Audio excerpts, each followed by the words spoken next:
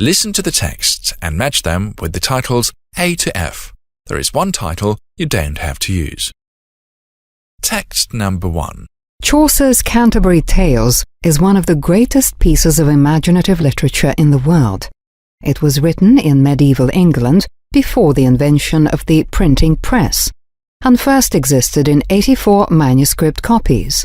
Later, the Canterbury Tales became one of the first books William Caxton printed on his newly invented printing press.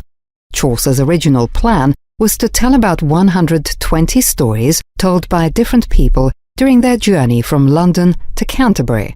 Actually, Chaucer composed only 24 tales, but they remain some of the most enjoyable works of the world literature. Text number 2. One of the greatest tragedies by William Shakespeare is Macbeth. The name of the play comes from the name of the main character. Macbeth is introduced to us as a powerful general who has covered himself with glory and shown great personal courage. He is also exceedingly ambitious. At the same time, this ambitious and courageous man of action has the imagination of a poet. His imagination is the best of him, which finally makes him understand the horror of his own crime. Text number 3. The famous English poet William Blake was a talented artist. Blake composed his beautiful poems and illustrated them himself with an original process he developed.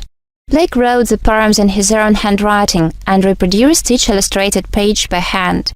As a result, his books looked like illustrated manuscripts of medieval times.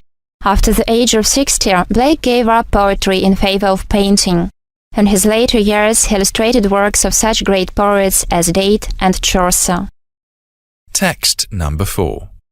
George Noel Gordon, Lord Byron, hated despotism and tyranny in any form.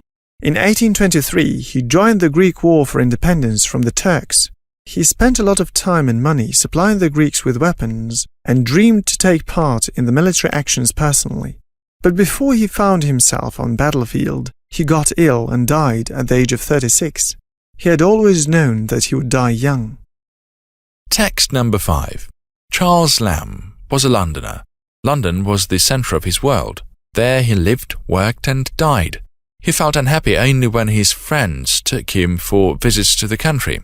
People remember him as an easygoing and a very kind man. His personal life was rather tragic. He wasn't able to get a university education due to a health problem and had to take a job as a clerk. Lamb began to find himself as a writer rather late in life. His first book appeared when he was 48 years old. He wrote both for grown-ups and for children. One of his most popular books is probably Tales from Shakespeare, in which he retells Shakespearean plays for young children.